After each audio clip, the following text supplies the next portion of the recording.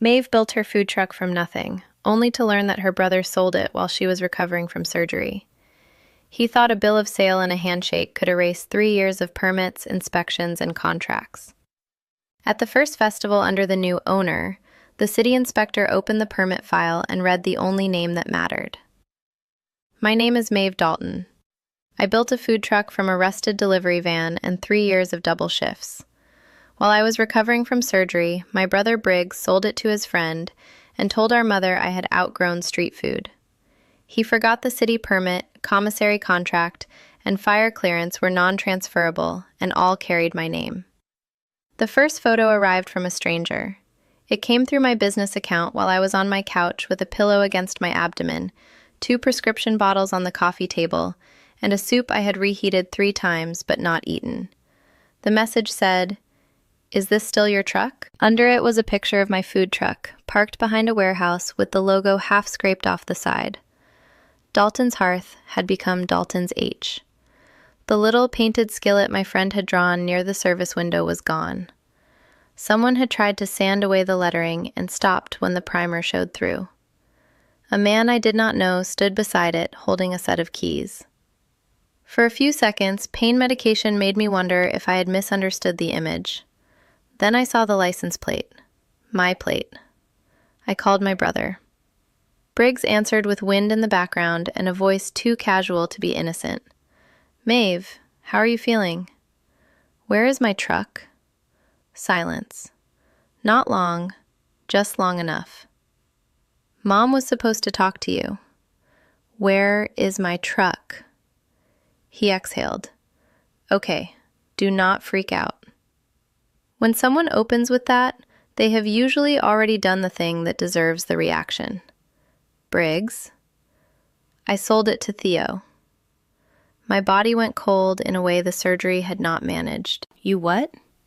"You were not using it." "I had surgery 9 days ago." "Exactly. You need to rest. The truck was sitting there and Theo had cash." "You sold my business because I was recovering?" "You always said the overhead was killing you." "I said propane costs were up." "Same idea." It was not the same idea. It was not even the same continent. Dalton's Hearth had started as a joke in a diner booth when I was 27 and exhausted from managing a breakfast place where the owner thought yelling was leadership.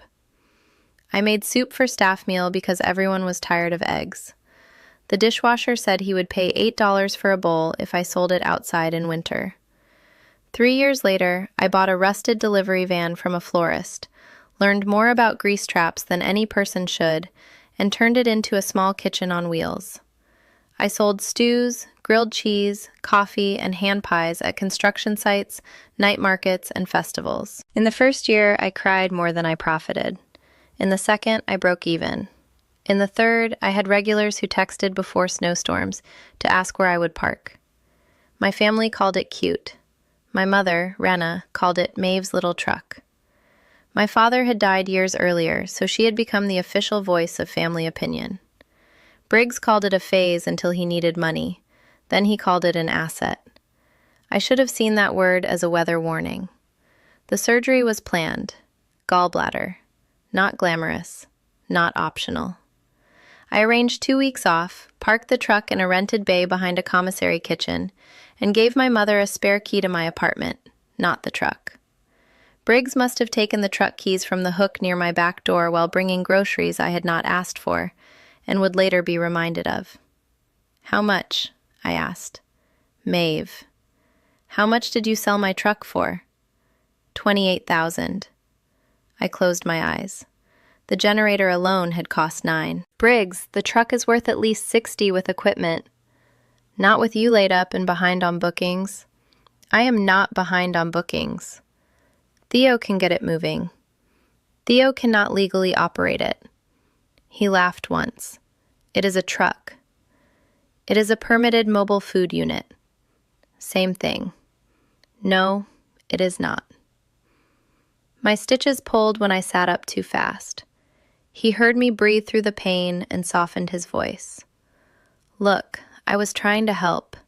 Mom said you were exhausted. You always complain about paperwork. This gets you out clean."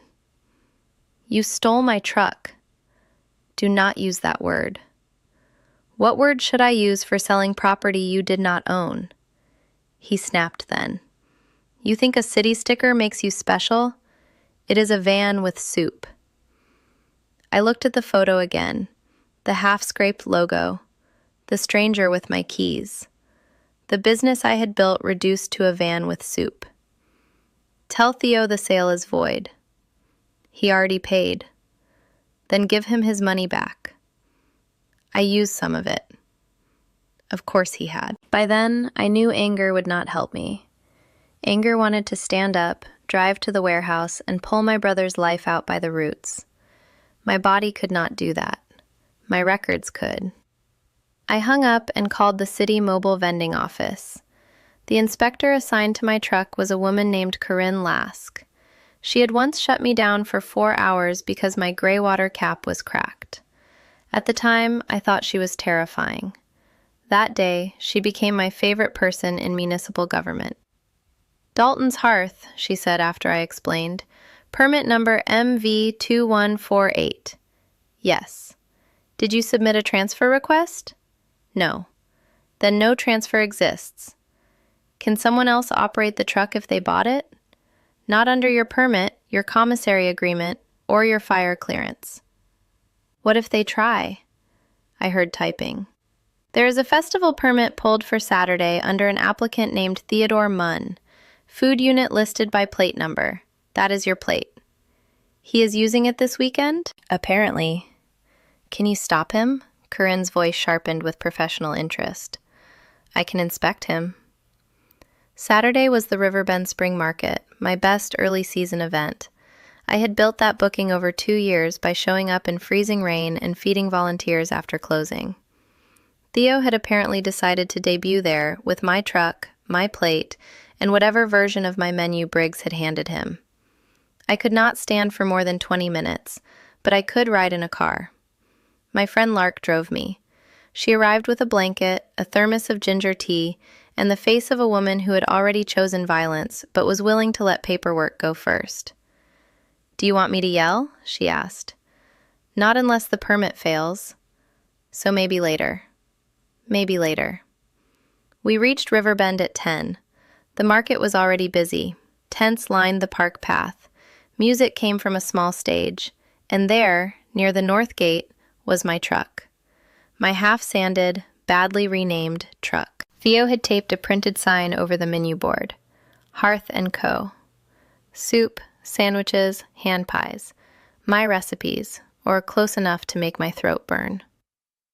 Briggs stood beside the service window, wearing sunglasses like a man at a boat show. My mother stood near him with a tote bag, looking nervous and proud at the same time. Lark parked illegally for 30 seconds so I could get out near a bench. My mother saw me first. Maeve, she said, hurrying over, you should be home. So should my truck. Her face pinched. Please do not make a scene. I am sitting on a bench. You know what I mean. I did. I always knew what she meant. In our family, a scene was any moment where Briggs faced consequences in public. He walked over slowly. This is pathetic, he said. Selling my business was ambitious. Theo is running it better than you. Behind him, Theo handed a customer a paper bowl with no gloves on. I looked at Briggs. Is he? At 10:17, Inspector Corinne Lask arrived in a Navy City jacket, carrying a tablet. I have never loved a tablet more. She walked straight to the service window. Who is the operator on duty? Theo smiled. That is me. Name? Theodore Munn. This unit is listed under permit MV2148. Registered operator Maeve Dalton. Are you Maeve Dalton? The customer line quieted. Theo glanced at Briggs. Briggs stepped forward. We bought the truck. Corinne did not look impressed. I asked the operator. Theo said, No, I am not Maeve. Do you have a transfer approval? I have a bill of sale. That is not a mobile food permit. Briggs laughed. Come on, it is the same equipment. Corinne turned to him. Are you listed on the permit? I am her brother. That was not my question. My mother whispered, Briggs, stop. He did not. This is a family business. I stood then, slowly, one hand against my stitches. No, I said, it is not. People turned. Corinne saw me and nodded once. Miss Dalton. Inspector. She opened the file on her tablet. For the record, permit MV2148 is issued to Maeve Dalton, doing business as Dalton's Hearth.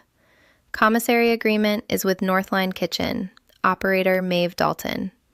Fire clearance is issued to Maeve Dalton for this unit and is non-transferable without inspection and approval. Theo's face went pale. He told me it came with everything, he said, pointing at Briggs. Corinne looked at Briggs. It did not. The customer at the front of the line stepped back, with his wallet still in his hand. Corinne continued, This unit cannot operate today. Service stops now. Theo said, I paid $28,000. Then you have a civil issue with the seller. The word civil issue hit Briggs like a thrown pan. I almost felt sorry for Theo. Almost. Then I remembered the scraped logo. Briggs turned on me. You called the city? You used my permit. You could have handled this privately. You sold it privately. I protected it publicly. My mother began to cry. Maeve, please. He was trying to get ahead. With my truck. He has always felt behind you. That sentence nearly knocked the breath out of me. Not because it was new, but because she said it as if it were evidence in his favor. Then he should have walked faster, Lark said from behind me. I did not laugh because my abdomen hurt, but I loved her for it. Corinne issued a stop operation notice and photographed the truck. Theo shut the service window. The line dissolved into murmurs. Someone recognized me and asked if I was okay. I said yes because the alternative was too long for a market path. Briggs tried to leave with the keys. Corinne stopped him. The registered operator has requested the unit be secured. It is not hers anymore, he said. The title may be disputed, Corinne said. The operating permit is not. I held out my hand. For a moment, I thought he might throw the keys into the grass. Instead, Theo took them from him and placed them in my palm. I did not know, he said. Now you do. The legal part took months.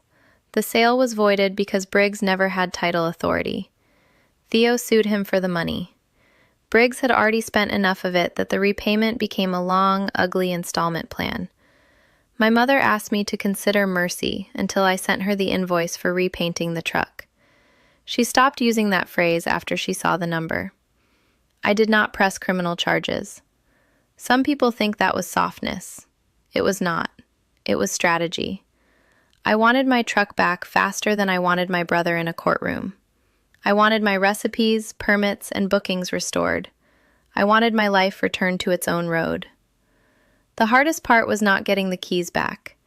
It was climbing into the truck the first time after Theo had cleared out. Lark drove me to the commissary lot because I was still not allowed to lift more than 10 pounds. The truck sat near the fence with the temporary stop notice tucked under the wiper. The half-sanded logo looked worse in daylight. Inside, the prep counter was scratched, my spice tins were mixed, and someone had left a wet towel in the hand sink long enough for the whole place to smell sour. I stood at the service window and cried. Not pretty tears. Angry ones. Lark climbed in behind me and did not say anything for a while. That is why she is my friend. Some people try to repair silence because it makes them uncomfortable. Lark understands that silence is sometimes where the truth changes clothes. I know it is just a truck, I said finally. No, she said. It is not. That was all she said. It was enough. I spent the next week documenting damage. Every scratch, every missing pan, every altered menu file, every receipt for repainting, reinspection, replacement stock, and canceled events. Briggs sent one text, calling the spreadsheet vindictive. I named the file vindictive.xlsx and kept going. When the civil mediator asked what I wanted, Briggs leaned back like he expected me to say punishment. I want repayment for every documented cost, I said. I want written confirmation that Briggs has no ownership interest. I want Theo notified in writing that my recipes, logo, and permit cannot be used. And I want my mother to return the apartment key she gave him access to. My mother gasped. Maeve, that key is how this started, Briggs muttered. You are acting like I robbed a bank. The mediator, a small man with reading glasses, looked at him over the file. You sold a business asset you did not own while the owner was medically incapacitated, he said. I would choose a different comparison. Lark squeezed my shoulder under the table. The city required a full reinspection before I could operate again. Corinne found 3 issues Theo had created in 1 week: unlabeled sanitizer, blocked ventilation access, and a missing thermometer. I fixed them all. Northline Kitchen reinstated my commissary agreement after I showed them the stop operation notice and title documents. Reinspection day felt like a final exam for a class I had already passed before someone stole my backpack. Corinne arrived at 8 o'clock sharp. She checked water temperature, propane lines, sanitizer strips, storage labels, fire suppression tags, and the tiny latch on the service window that always stuck when it rained. I followed her with my folder pressed to my chest and tried not to hold my breath every time she frowned. At the end, she signed the clearance. You are legal, she said. Those 3 words should not have made me emotional, but they did. Legal meant I could sell soup. Legal meant the truck was not just returned, but restored. Legal meant my brother's version of ownership had failed every inspection that mattered. I taped the new clearance beside the register where I could see it while working. My first day back was at a library fundraiser. I served tomato soup and cheddar melts in a cold drizzle. My incision still pulled when I reached too high, so Lark worked the window and told every customer who asked that the truck had survived a brief hostage situation. By noon, there was a line. At 1:15, my mother arrived alone. She stood near the curb with her hands in her coat pockets, watching me stir soup through the service window. You look tired, she said. I am working. I did not know he would sell it. I looked at her. You knew he had the keys. Her eyes dropped. I thought he was moving it. To a buyer. He said you were done. You believed him because it was easier than calling me. She closed her eyes. Yes. It was the first clean answer she had given me. I ladled soup into a cup and set it on the counter. $6. Her eyes opened. You are charging me? I charge everyone. For a second, I saw the old offense rise. Then she reached into her purse, took out a 10, and placed it in the jar. Keep the change, she said. No, I said, and handed her $4 back. That was my boundary in coins. She stared at the bills in her palm for a long moment. Your father would have liked this truck, she said. That was unfair because it was true. Dad had loved practical work. He would have measured the shelves twice, complained about the generator noise, and bragged to strangers that his daughter fed half the county from a van. Then you should have protected it, I said. My mother nodded once, and for the first time since the surgery, she did not defend Briggs. She took the soup to a bench and ate it slowly. When she left, the empty cup was in the trash, and the $4 were gone from her hand. I do not know if she spent them later or kept them as a reminder. I hope she kept them. Briggs did not speak to me for 8 months. Then he sent a text after making his 3rd repayment to Theo. I get it now. That was all. I did not answer that day. A week later, I wrote back, Good. Understanding is the minimum. The next time I saw him was not at a holiday. It was at the commissary lot. He came because the repayment agreement required him to deliver a cashier's check for the repainting balance, and I refused to meet anywhere that made the situation look personal. He stood beside the truck with his hands in his jacket pockets, staring at the new lettering. Looks better, he said. It looked fine before you sanded it. He nodded like he deserved that, which he did. I thought if I could sell it, I could prove I knew business too. To who? He looked at the asphalt. Mom. Maybe Dad if he was still here. You. That answer was sad. It was not an excuse. You could have started something, I said. You chose to take something. I know. He handed me the check. I checked the amount before putting it in my folder. He noticed. For once, he did not call it insulting. My truck is repainted now. Dalton's hearth is back in clean red letters with the skillet near the window. Inside the cabinet by the register, I keep copies of the permit, commissary agreement, fire clearance, and title in a waterproof folder. Customers think it is overkill. Food truck owners know it is armor. I also added one small sign under the menu. Owned and operated by Maeve Dalton. Most customers do not notice it. I do. Every time I slide open the service window, that line is there, plain and official, saying what my brother tried to make negotiable. It is not decoration. It is a boundary in red paint, a daily one. I read it before every shift, and I never get tired of seeing my own name there. Sometimes, at festivals, I see people point at the truck and whisper, because stories travel faster than soup. I used to hate that. Now I let them whisper.